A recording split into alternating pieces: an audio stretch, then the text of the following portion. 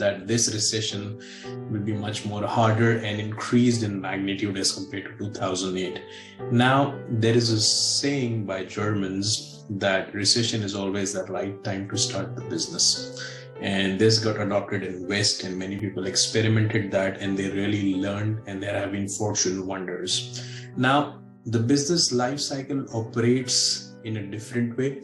And there has always been a research saying that many entrepreneurs who started in recession got laid off in jobs, and that misfortune turned out into an opportunity. So there is a good picture. There is an opportunity in disguise for those who are ready to grab it. Now let's talk about another research study done by university on top 8 businesses that could stay profitable in recession, and that many would have learned during COVID when nothing was working.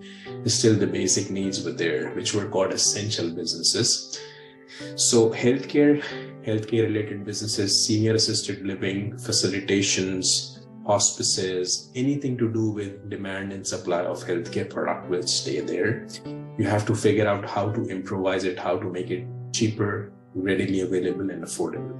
The second business, that is the grocery store business and the related items. You saw that many items like Instacart, those big giants that never talked about delivering people at home, they got forced and inclined to follow and save themselves from startups. They started delivering home for free.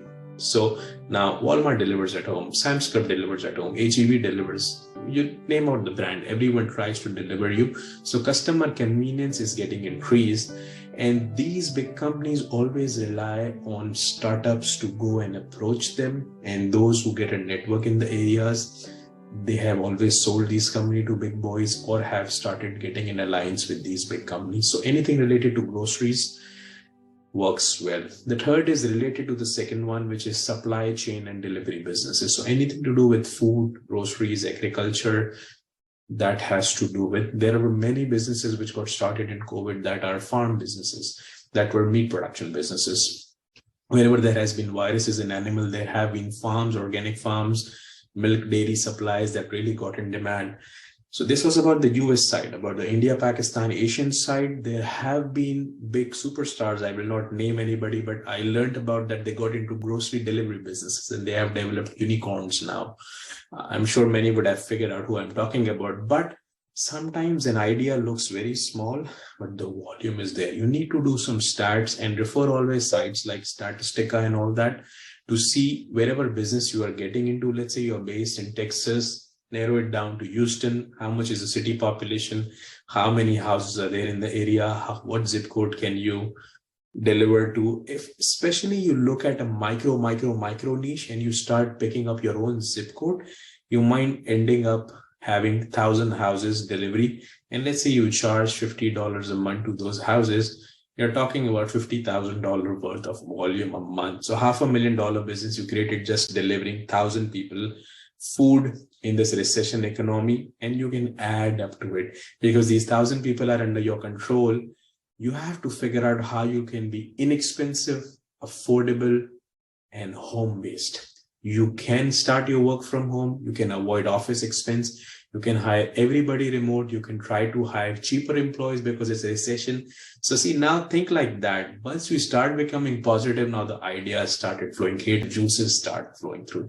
So that was the third option. The fourth one are financial businesses. Till the time IRS or tax regulators is in the country, people have to do financial services, and there will be tax planners, CPAs, auditors always there, underwriters always there. So you can do those kinds of services. And then there are added support services to these staff. So these people always need lead generators. You can start generating leads for them. You can find new businesses for them. You can call their dead leads. You can call a CPA and start working as a remote staff. And there would be no job, let's say, but you can call a CPA and say, hey, how about, sir, if I try to call your dead leads, the clients which have been there in the past, I'm sure you're busy. And if you got any business active back again, you give me commission. You make 10 leads positive. Every lead pays you $1,000. You make your $10,000 a month. There are so many people who are now not charging fixed salary, but are lead generation businesses. So you have to learn a skill of cold calling. You have to specialize in a niche. You can be remote staff to realtors. Realtors talk to so many people. They are sometimes single solo entrepreneurs. Some have staff, some have remote staff. We have remote staff for many. So I realize how the business works, but you can be a remote staff for realtors and help them reactive the dead leads. You can call automotive used car dealerships. There are about thousands of dealerships in every city. And you can call them. These are the entrepreneurs who are striving for business. If you call them, say, hey, how about if I get an MOU with you, alliance with you, and I call your old customers, and if anybody's interested in new business, what would I get as an affiliate commission? So they don't need to pay you salary, and the commission they pay you, let's say they make $5,000 a car. If they pay you $1,000 a car, you sell 100 cars a year, 10 cars a month.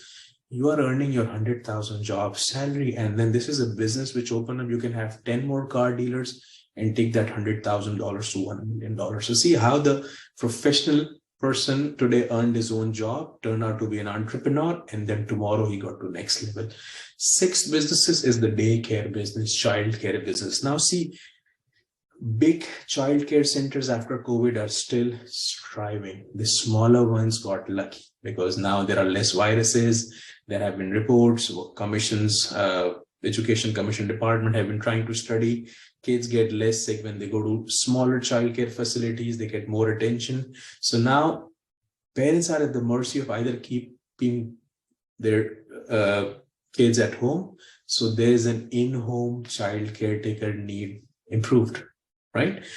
Or you can do that on a shared basis. Let's say you target a specific community, you do door knocks, you put the pamphlets, flyers, and you say, hey, 20 houses around that, they know each other, they know the neighbors. What about out of 24 houses have kids, and I can do a central babysitting for 4 kids and charge $500 per kid, and there are $2,000 a month. And in that way, you have 10 houses, $500 into 10 houses makes $5,000 a month, $60,000 a year.